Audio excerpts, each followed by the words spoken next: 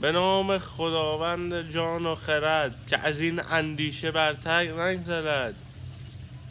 سلام علیکم خدمت شما بینندگان عزیز. واقعا ممنون که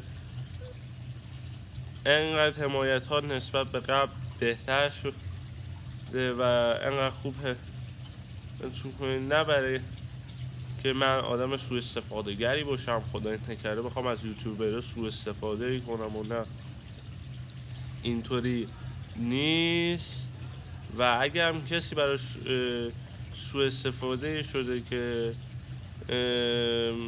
من احیانا دارم ازش سوء استفاده میکنم یا چیزی، من از کسی سوء استفاده نمی کنم. خیال همه عزیزان گرم باشه در مورد من. و اگر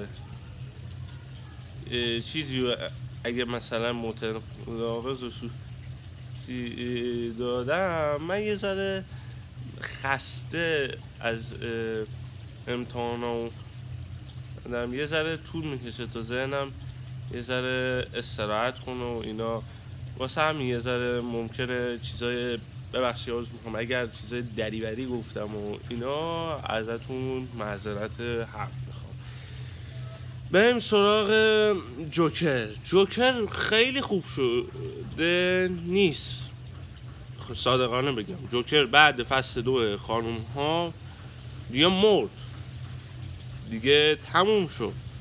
واقعا اصلا شوخی ها نمیگیره و کل یه قسمت رو به جوکر تایم گیتی قاسمی مگه میشه؟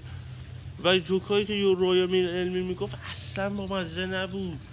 و اصلا خلاصه بگم این قسمت جوکر واقعا وقت تلف کردن من بود و کارت هایی که گرفتم من حسم میگه اکثر 4 کارت مصنوعی بود، خندهاشون کاملا مصنوعی بود، چون من واقعا نمیتونست خندم بگیره. هرچی ببخشید میخواستم من بخندم، ببخشید دور از جون شما میزاییدم تا بتونستم بخندم، انقدر بیمزه بود. آقا جمع کنین، این چه وضعشه؟ اون از فینال آقایون که هیچ کدومشون هیچ غلطی نکردن. این هم از قسمت خانوما که اینا هم هیچ غلطی نکردن. ما از نعیمه نظام دوست انتظار داشتیم شوخی‌های بهتری کنه، ولی نعیمه نظام دوست هم خیلی افت کرده نسبت به قبلش. ما از ناهید مسلمی هم انتظار بهتری داشتیم، ولی ناهید مسلمی هم هیچی برای رو گفتن نداشت این قسمت. و گیتی قاسمی هم همینطور. یعنی ما از کسایی هم که انتظار داشتیم خوب نبودن، چه برسه به مهسا طهماسبی. یه چیز بد میخواستم بگم جز اون مهسا طهماسبی، چه برسه به مهسا طهماسبی دیگه،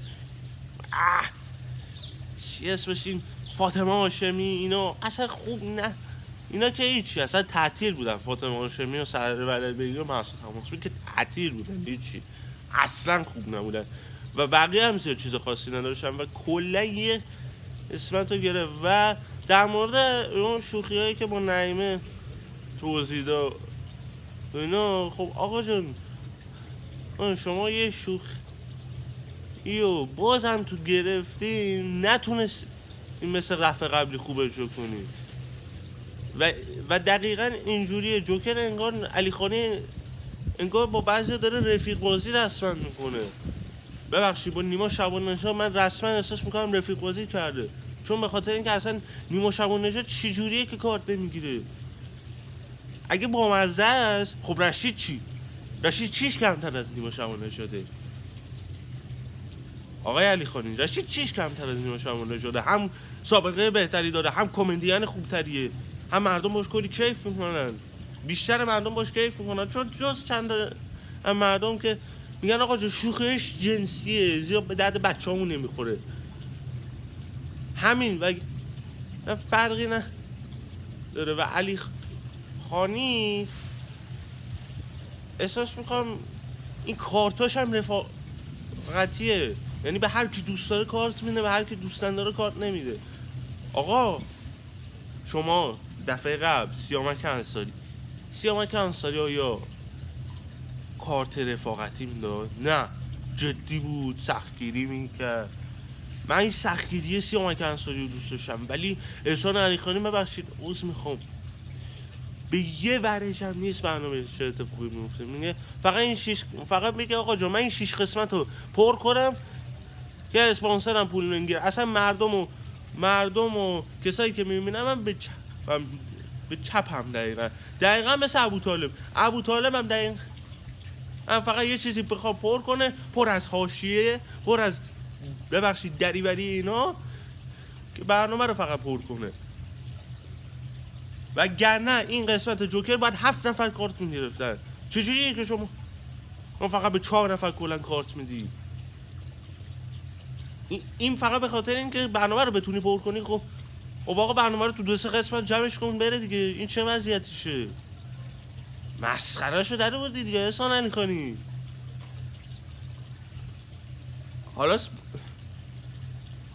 حالا ببین احسان علیخانی که اینقدر میگیم شاخه و اینا، اینقدر سوتی و چرت و پرت میگیریم از برنامه، چه برسه به ابو طالب و منوچهرهادی و یه مش آشغاله که اصلا دردم نمیخورم برنامه‌شون.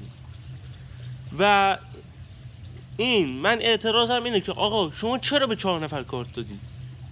خب شما همون به 7 نفر کارت میدادی جز گیتی قاسمی، ولی برنامه رو یه ذره روونتر، سریعتر، مسابقه تر برگزار میشن. نه اینکه برنامه اصلا رفاقتی طوریه، اصلا کسی نمیخواد کسی کارت بگیره. جوکر اصلا کسی شوخی نداشت. یوسف تیموری خشتک عباس جمشیدی رو در آورد، ولی آیا با عباس جمشیدی رفیق نیستن اینا؟ هم رفیقای جونجونی هم دیگه.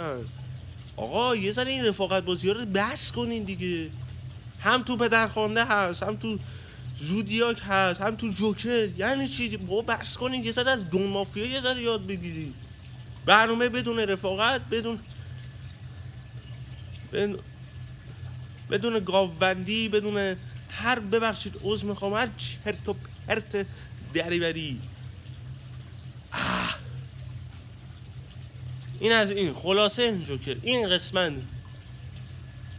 قسمت رو خلاصه بخوام بکنم در حد سطل زباله هم نبود. یعنی سطل زباله رو به خدا یه ساعت میشستیم نگاه میکردیم، بهتر از این بود که این جوکر آشغال رو میشستیم کنیم. این از این. امیدوارم که لذت برده باشید. دوست داشتید لایک و کامنت و سابسکرایب کنین. میدونم این ویدیو زیاد ویدیو جذابی نبود و من نمیخواستم اونقدر پرش کنم، فقط میخواستم نظر حقیقیمو بگم. مثل علیخانی نیستم که بخوام 6 قسمت زوری بخوام برنامه رو طولش بدم، کشش بدم. این از این. خداحافظ شما.